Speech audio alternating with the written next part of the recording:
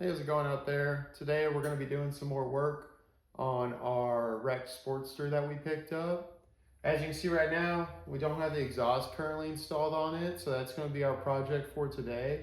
I have a used Cobra 2-in-1 exhaust that we're going to be putting on it. It was already on the bike before, so it shouldn't be anything too crazy. But yeah, we'll go ahead and get started on that. All right, so first thing that I want to do here is I want to go ahead and remove the old gasket material from the last time an exhaust was installed on this bike. So we'll go ahead and take our pick, and there we go. Pull it right on out. So then I'm going to take a rag, go ahead and clean it all up just a little bit. There we go, got that all nice and clean. Now we got some new exhaust gaskets we're going to go ahead and throw in there. So I always recommend, if you got a Sportster, just keep these things around because you never know when you're going to need to throw in a new one. And it's better just throwing new ones in and have them laying around than trying to reuse the original ones that were already in there. So they're cheap. They're just a couple bucks. So go ahead and get that guy seated in there.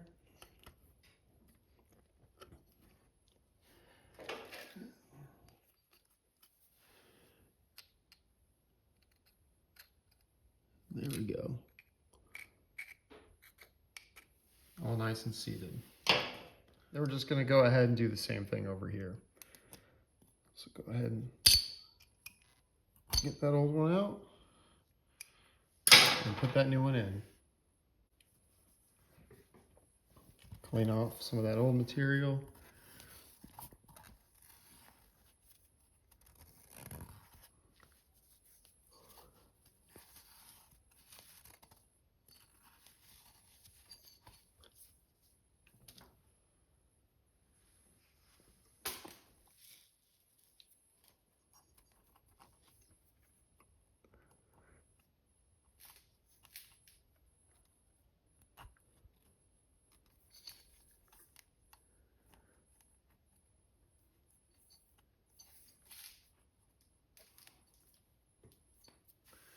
There we go. So like I said, this exhaust is used, so it's all right. It's good condition. Just a couple of cosmetic issues here on the heat shields, but we're gonna go ahead and remove those heat shields to make it easier to get it all installed on the bike. Go ahead and go over to this side. It's like 5/16 little nuts. There we go.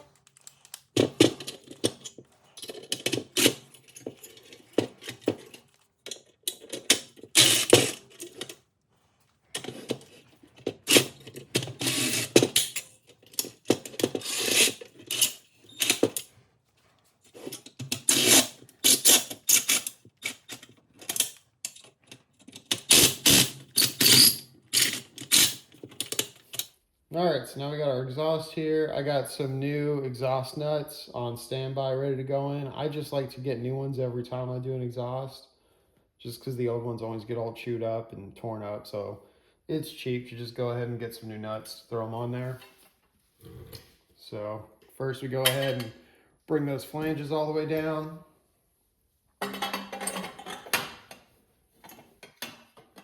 Go ahead and line it up on each one. Get those flanges up there.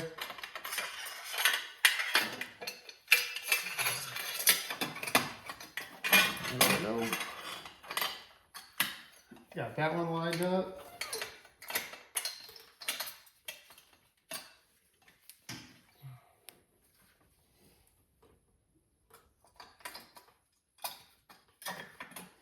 And there we go, got the front one lined up. So now we'll go ahead and just put those bolts in, get them all finger tight. Now all we're doing here is we're just getting these things slightly started just so the exhaust doesn't fall out.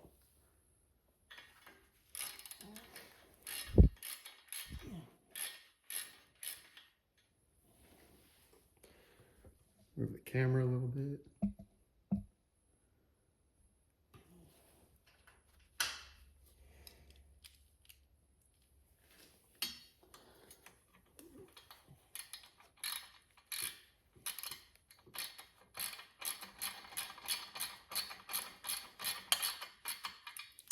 Like I said, we're not actually sending them all the way home. We're just getting them started. And then we'll just go ahead and do the same to these fronts.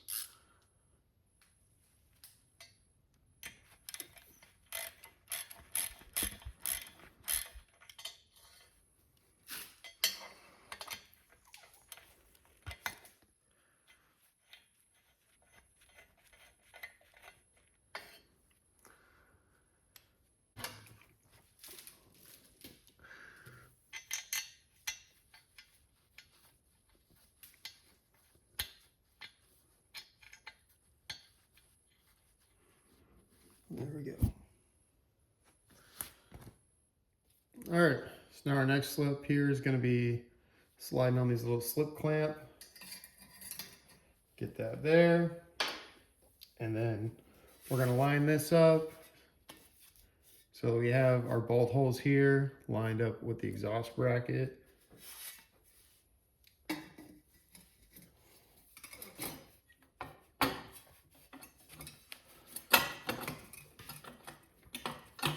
Trick here is to keep everything loose.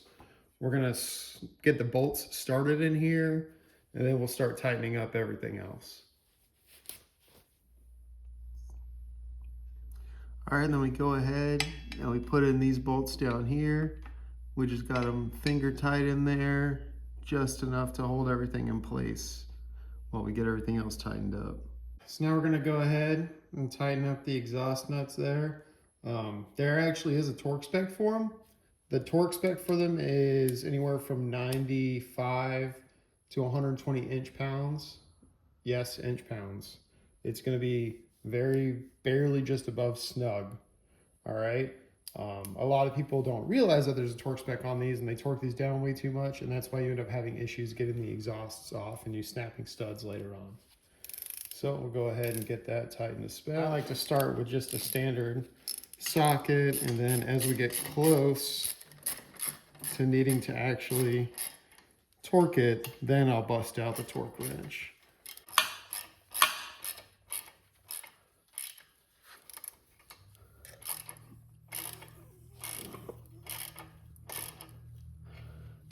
Damn.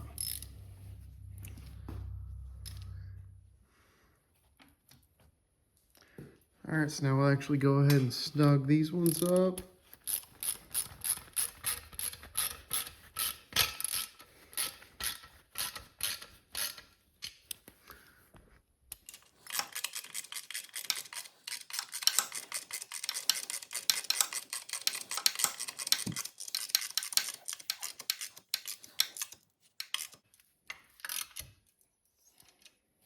There we go.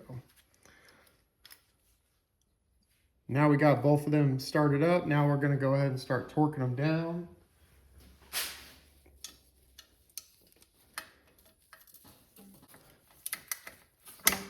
There we go. Click. Go ahead and do that other one.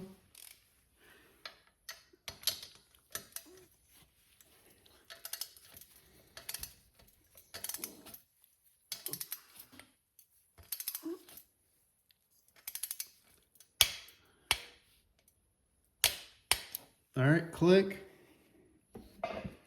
Now we'll move on to these rear ones.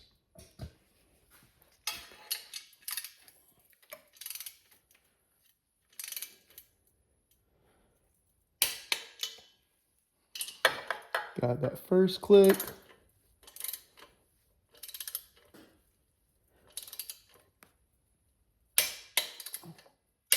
There we go. Now we'll move on. Go ahead and tighten up these bracket bolts down here, and then go ahead and get this guy tightened up.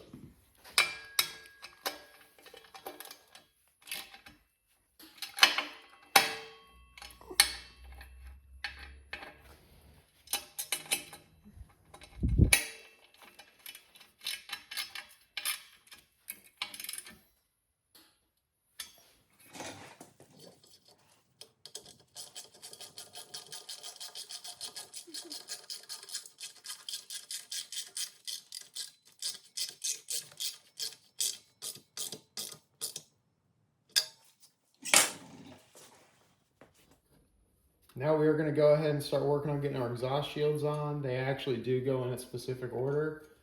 You do your front cylinder, your rear cylinder, and then your connector pipe.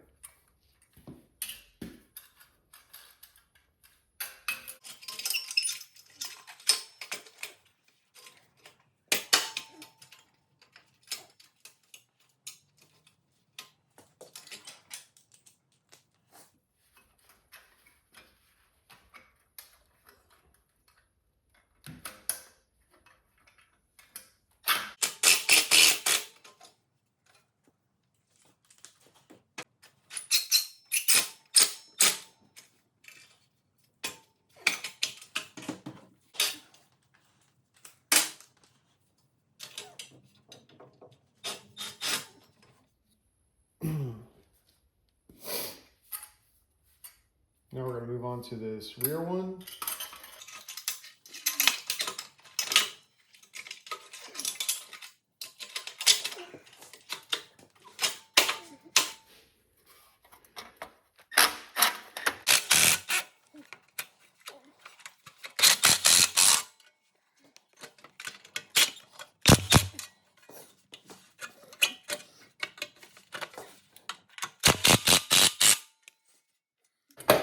Now on to our last one.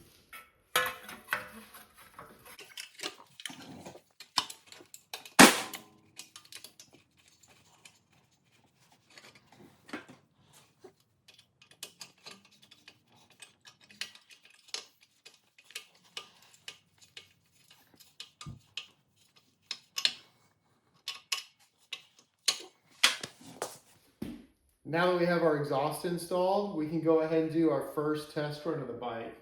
I know I don't have a tank and everything installed on it, but we'll go ahead and throw some carb cleaner in the carb, and that should help us get it going.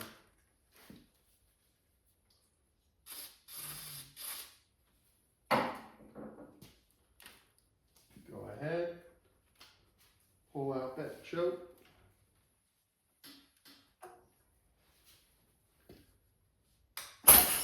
Whoop, let's see.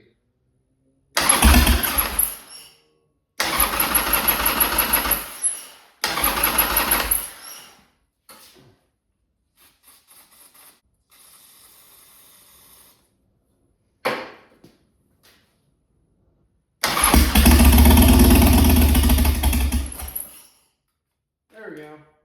Cool, so the bike starts. One last thing we gotta worry about. All right. Obviously, it would have ran longer if I had the gas tank connected and everything, and it actually had gas in the carb.